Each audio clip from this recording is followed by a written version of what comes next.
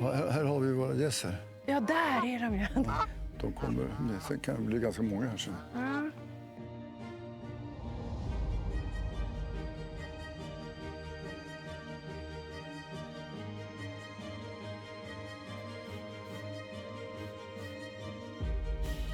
Kom in.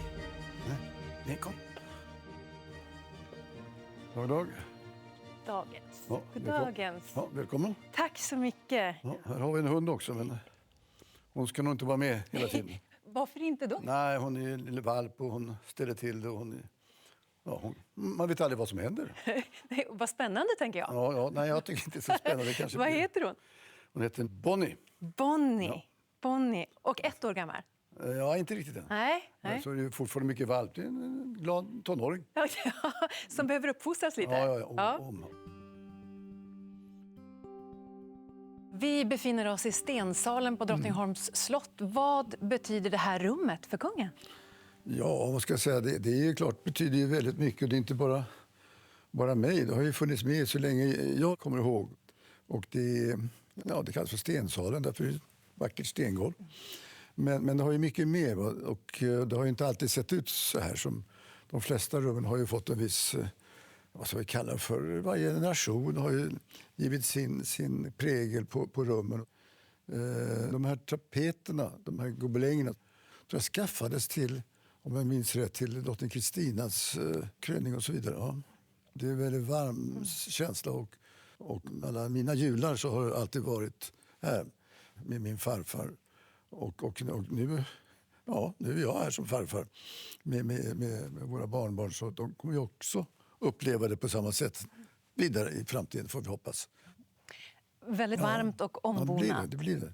Och varför vi sitter här, det är ju för att kungen firar 80 år. Varmt grattis, Ers Majestät. Ja, okej, tack så mycket. Tackar. Vad upplever kungen just att fylla år? Ja, det gör man ju varje år, eller hur?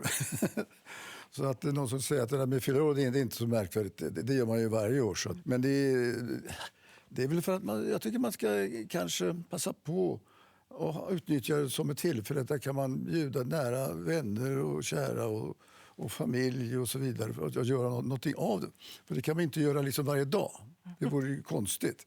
Men alla slott har ju alltid stora salar och det är byggt för egentligen entertainment och lite grann för att man ska visa att här finns något speciellt. Kungen har ofta sagt, när kungen tillträdde, så att kungen var yngst i rummet. Så är det ju inte riktigt längre. Nej, det har jag kanske börjat uppleva. Ja, hur har kungen förändrats som person genom de här åren? Ja, jag vet inte riktigt. Det är svårt att svara på. Det kanske är utåtstående kanske som ska svara på det mer än en själv. Men man vet inte. Men man uppger precis som du sa att man är inte yngst längre utan man är inte alltid äldst. Inte riktigt än, men snart kanske det kommer en dag där också. Men det är klart, det är lite annorlunda. Och det blir kanske lite annat förhållningssätt. Eller andra har kanske ett annorlunda förhållningssätt till dig och så vidare. Så att det förändras. Men så samtidigt kan man inte direkt förändra sig i sig själv. Man är ju den man är helt enkelt.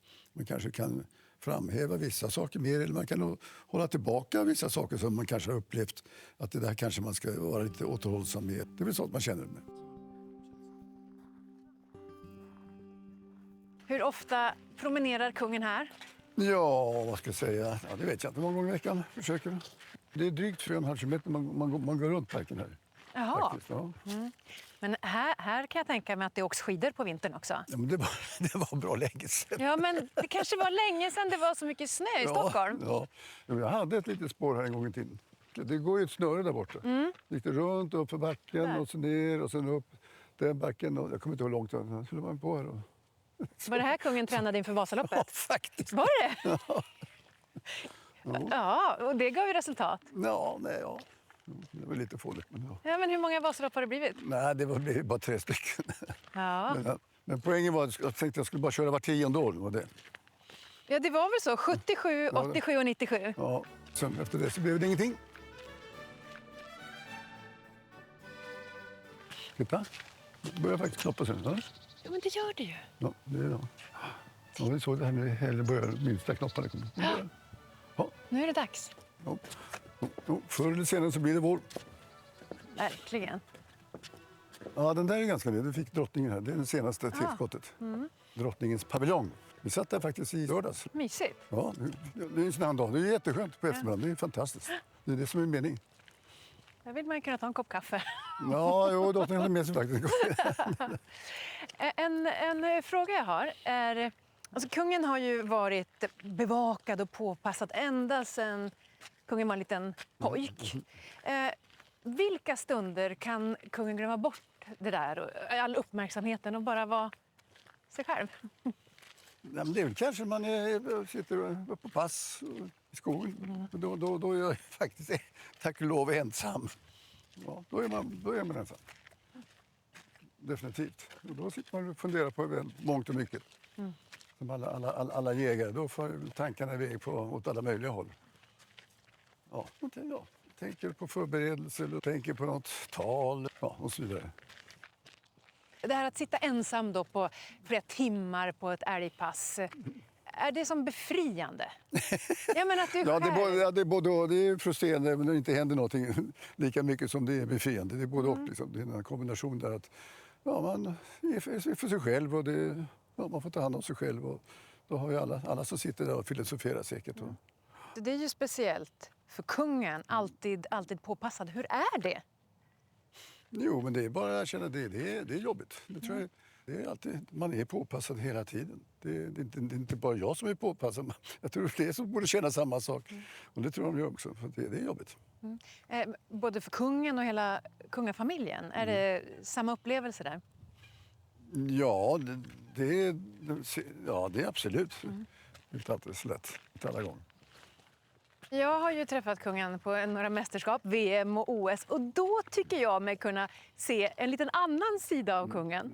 Vad upplever ni när ni står i publiken och hejar och bara tittar på idrott? Nej, men jag tror då är man i någon slags gemenskap.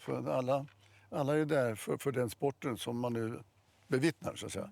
Och då är vi alla tillsammans. Då är man en av gänget, eller en av fanatikerna, så att säga. Och då är man väldigt du och hej med alla. Då fungerar det väldigt bra, faktiskt. Det gör det. Är det skönt att inte vara i fokus då? Ja, nej, men faktiskt, man accepterar varandra på ett helt annat sätt. Koncentrationen är riktad mot sporten, helt enkelt. Men som när kungen var på OS, en svensk supporter i publiken, och trivs ganska skönt med att inte vara i blickfånget då. Ja. Och sen blir man ju glad om det går bra för de svenska idrottarna, eller vad det är fråga, skidåkare i det här fallet. Så att, det är klart, jag brukar alltid säga att det är fantastiskt skojigt att få se en svensk flagga då. Då är man väldigt, väldigt, väldigt stolt, det måste jag säga. Och det känns. Och det. Jag brukar ju ofta säga att man ska våga visa flagga. Alltså man ska våga visa och ta i och vara där. Och det är viktigt. Vad är det här för vacker byggnad? Ja, det är ett gammalt badhus. Ja. Ja, jag tror att man eldade, så finns det väl några duschar så man kunde få lite varmt vatten när man har vågat gå ut i havet här på något sätt. Vad härligt. Brukar ni bada? Nej, aldrig. Nej. Den är fantastiskt fin. Väldigt.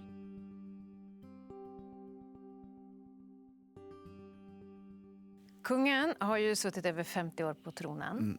Hur har er inställning till rollen och ämbetet förändrats? Hur är det idag? Jag tog det här valspråket för Sverige i tiden.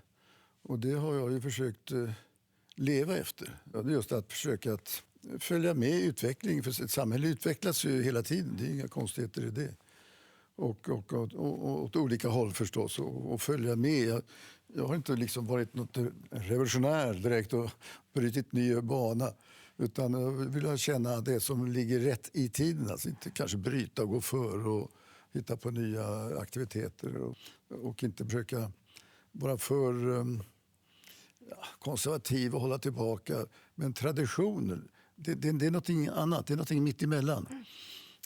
Det är någonting som skapar, det är någonting som binder. Det blir ett fundament. Det är viktigt. Ja. För Sverige i tiden. Ja. Vilket Sverige befinner vi oss just nu i den här tiden i? Ja, snart vet man inte riktigt vad som händer i morgondagen. Eller hur? Det händer ju väldigt, väldigt mycket kring i världen. Och vi har ju oroshärdar i närheten. Vi har ju Ukraina-kriget som pågår ganska nära. Och hur vi i Sverige har tagit till oss den och förstått det som pågår där borta. Och vi alla är oroliga att det ska utvecklas till något större och värre. Och det är ju något som vi lever med helt plötsligt. Som alla tar som... Ja, vi måste acceptera det helt enkelt, tycker jag. Vi måste förbereda oss för något som kan hända fast vi inte vill att det ska hända. Och som andra länder långt ifrån oss inte har den tanken. För det pågår rätt mycket i Sverige. Av diskussioner ute i kommunerna, man förbereder sig, vilket jag tycker är jättebra. Man ska alltid vara förberedd för det oförutsägbara, som jag alltid brukar säga. För att kunna vara kung i tiden, hur mycket bör eller ska monarkin förändras vartefter? Jag vill att det ska vara med i tiden. Den ska inte behöva förändras. Ja, förändras, den följer med. Det blir inte en direkt förändring, men den ska följa med. Det är lite skillnad. Det behöver inte gå före och förändra någonting på så sätt. Men den ska vara med i tiden och vara nära, helt enkelt. Och jag brukar säga att det är väl man får läsa av de olika diskussioner, och man får försöka läsa av vad som skrivs, och man kan skruva på vissa saker och förändra kanske. Kungen var inne på det, världsläget, att det är krig i Europa, det som sker i Mellanöstern, det påverkar världsekonomin. Ja. Kan kungen någon gång känna sig hjälplös över att det händer så mycket och det händer så snabbt? Ja, nej, det tror vi alla känner lite, att det är svårt att hänga med. Och ja, man kan ju inte förutse framtiden på något sätt, men man kan ju ändå förutse trender och sånt där. Och det här med Mellanöstern, det har ju alltid funnits oroshärdar där, alltid. Sen att det har blivit värre och det har kanske gått åt olika håll, och nu har vi då det här med Amerika och Iran som håller på att stångas med varandra. Och det här man kanske inte, det har funnits i bakgrunden också, att det skulle gå så långt så att det blev krig däremellan. Det hade jag nog kanske inte trott.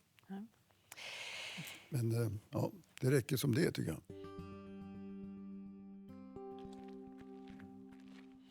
I vintras då, den lilla hunden var med här, va? Och då var den lite yngre, så släppte den här. De brukar ju koppla henne sen borta. Men hoppade omkring här och tjafsade, och så var det några gäss som blev jätteintresserade. Och då hade isen lagt sig precis här. Och så hade isen lagt sig en bit där vid den bron. En bit alltså. Ja, 10 meter ut alltså. Sen så var det ingen is längre. Och så började hon jaga de här gässen, och så sprang hon ut på isen alltså. Och åkte ner i plurret. Alltså. Oj, det hade kunnat gå illa ju. Men hon kom upp själv alltså. Kravla sig upp på isen. Ja, hon kom upp själv. Himla tur. Det här är en plats som ger energi. Ja, det har blivit det. Efter alla år. Du är 40 år vi har bott här. Det är lång tid. Det är hemma. Och här är områden där bara kungafamiljen just det går. är annars. Här kan ju kungen vara ganska i fred. Ja, någorlunda. Någorlunda, okej. Ja, men om det här är en favoritplats, fler favoritplatser då?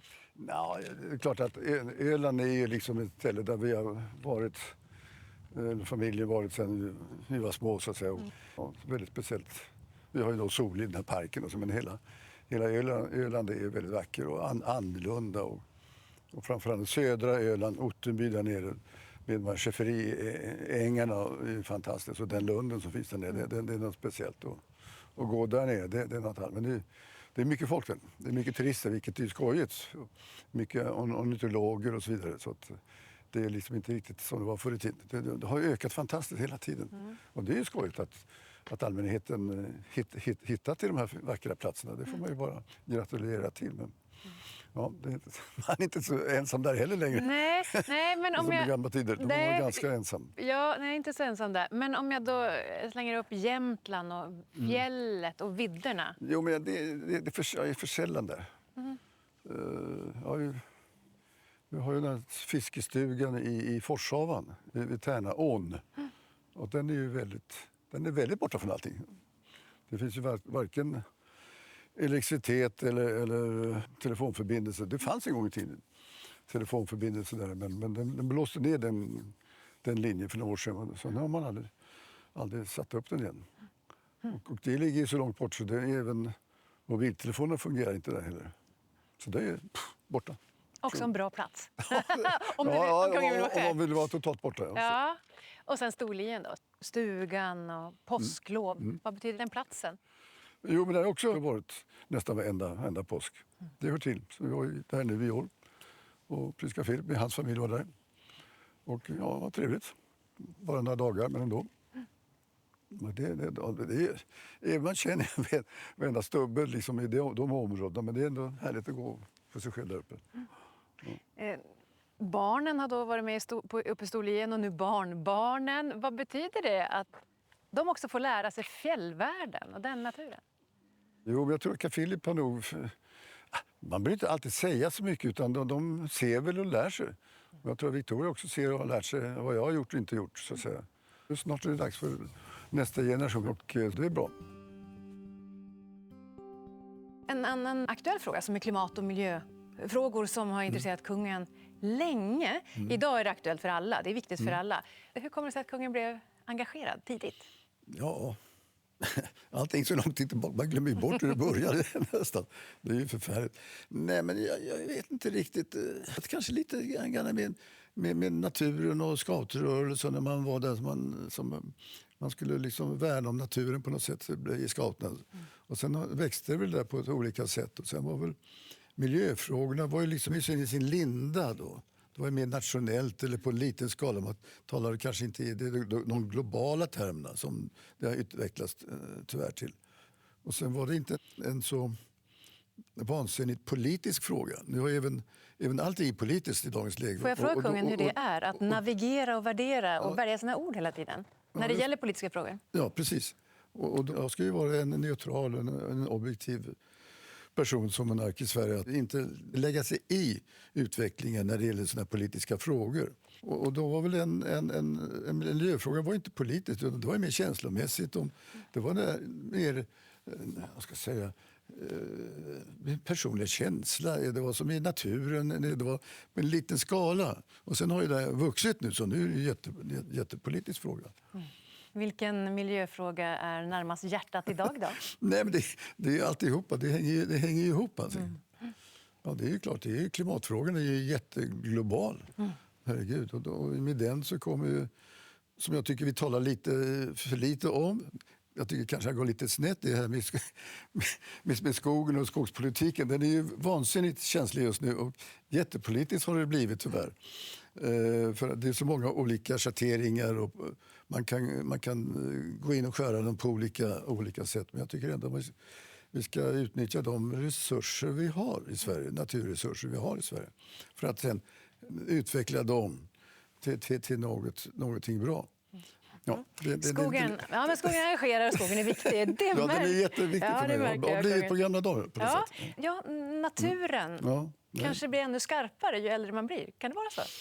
Liksom kretsloppet. Ja, kanske det man känner. Man brukar ju säga att man känner åldern på hur man ser på sina barn och så vidare.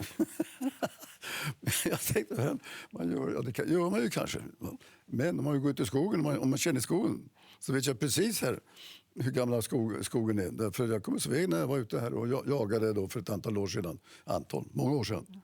När ni stod bland plantorna och nu är det stora jättetallar och granar. Då ser du kungen åren gå. Ja, absolut. Ja. Ska vi blicka lite framåt? Träden ska bli ännu högre. 80 år ska firas. Nu undrar jag, hur nyfiken är kungen för egen del på framtiden? Ja, det är väl... Jag är jättenyfiken, det är klart. Det är det som driver det mesta här i livet på något sätt. vill ju se vad som händer och med forskning och utveckling. Och det kommer nya rön hela tiden. Man ser något, en avvikelse. Då ska man reagera och säga, där, hallå! Det där stämmer ju inte med vad jag har lärt mig nu. Och då ska man gå in och plocka upp den lilla upptäckten och se vidare. Det är ofta så man upptäcker nya ämnen och nya material och så vidare. Det är någonting som inte stämmer här. Då är det spännande. Då är det spännande, för då finns det något att upptäcka. Ja. Hur mycket pratar kungen och kronprinsessan om framtiden? Ja, vi pratar väl inte så mycket om framtiden, det gör vi nog inte. Nej, det tror jag inte. Nej, hon får väl snarare komma och fråga om hon vill ha någon funderingar över något specifikt. Så om hon behöver. Men det är inte så mycket faktiskt. Vad vill ni främst skicka med er till kronprinsessan som statschef och som pappa? Ja, man ska vara nyfiken helt enkelt. Och man ska våga ställa frågor. Det är precis som du säger. Men man vågar inte ofta ställa frågor. För ibland så tycker man att det här är en dum fråga, eller hur? Det finns inga dumma frågor. Lär det finnas, säger jag. Tack, det är bra. Ja.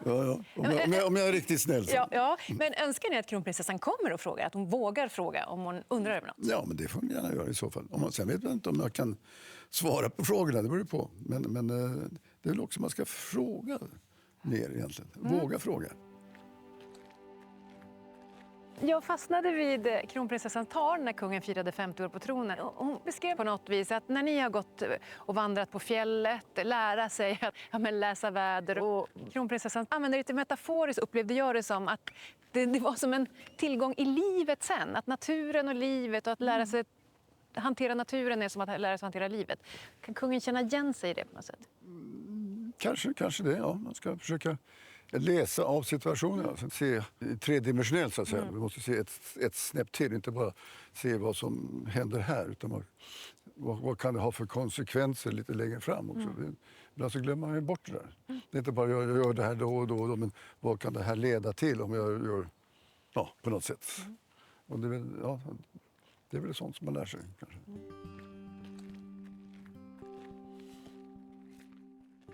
Nu är alla barn och barnbarn hemma i Sverige. Hur är det att vara morfar och farfar? Jo då, det går ganska bra tror jag. Nej, men det är min filosofi. Jag tycker att barnen har sina föräldrar.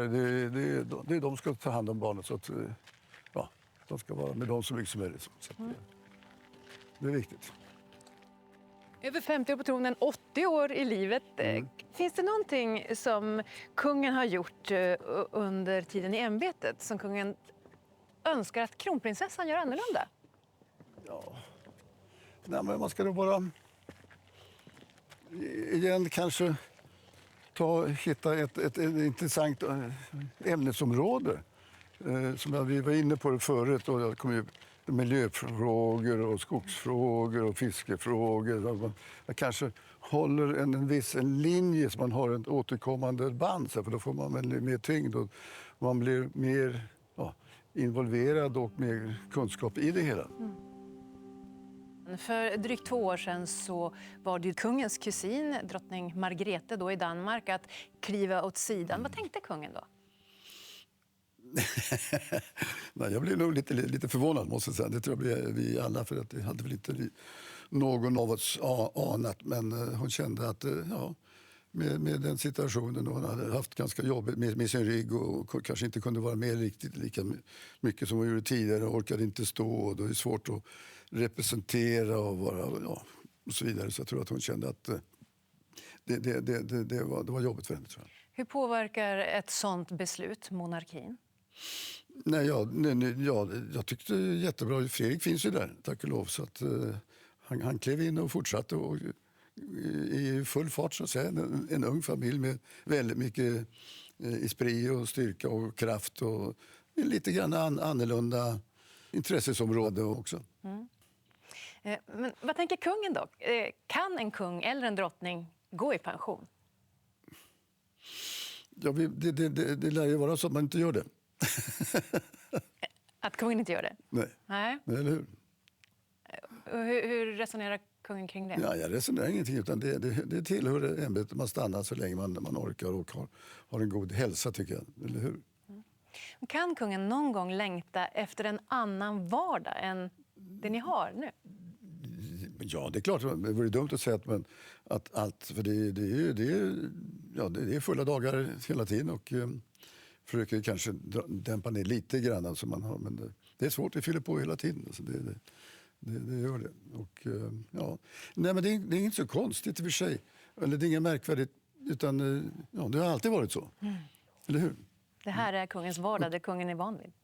Ja, jag kan inget annat. Nej.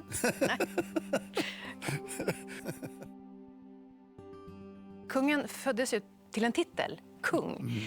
Vem kan kungen lita på? Ja... Nej, det är väl snarare man måste ha gått omdöme själv på något sätt. Försöka bygga upp en slags personkemi som man känner och som man trivs med medarbetare och så vidare. Vem delar kungen sina innersta tankar och känslor med? Ja, det gör jag väldigt lite. Ja, jag pratar inte så mycket. Nej, det kan man inte göra.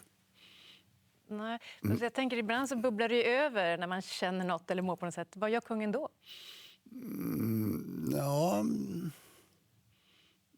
Nej, då får man väl bita ihop och svälja 2 gånger, tror jag. Jag gör nog hellre.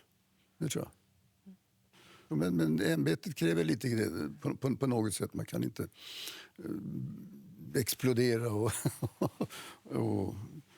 fara ut och på något sätt. Det liksom hör inte ihop. Nu väntar 80-årsfirande, ett stort firande. Vad har kungen för förväntningar på den dagen? Nej, att inte regnar, till att börja med. Det vore katastrof. Sista aprilväder. Ja, precis. Exakt. Och det här med vinter rasar ut och sånt där. Var det sådär, ja. Men det vore tråkigt för alla parter. Och så får vi ganska många gäster ute från Europa och så vidare. Så att det blir en bra dag, så att säga, för våra gäster, och att det ska bli en trivsam kväll tillsammans och ett gott minne. En upplevelse. Hur engagerad är kungen i förberedelserna inför ett sånt här firande? Det är kungens födelsedag. Jo, men det har med allting att göra. Man måste vara så att säga, en centimeter bakom hela tiden. Men jag vill ju att det ska bli ungefär som man har tänkt sig, eller hoppas man har tänkt. Så det är därför man måste gå runt själv och titta på allting. Och det gör vi. Drottningen och jag tillsammans. Eller, det har vi alltid gjort. Eller, det måste man göra. Ja, det var skönt att jag kunde komma ut lite grann i vårvädret också. Ja, och fint att få se de här delarna som vi aldrig ser annars. Det var skönt att vi fick en sån här fin dag även lite grann i parken också. Ja, jättehärligt. Ja. Tack så mycket. Tack själv, vad trevligt.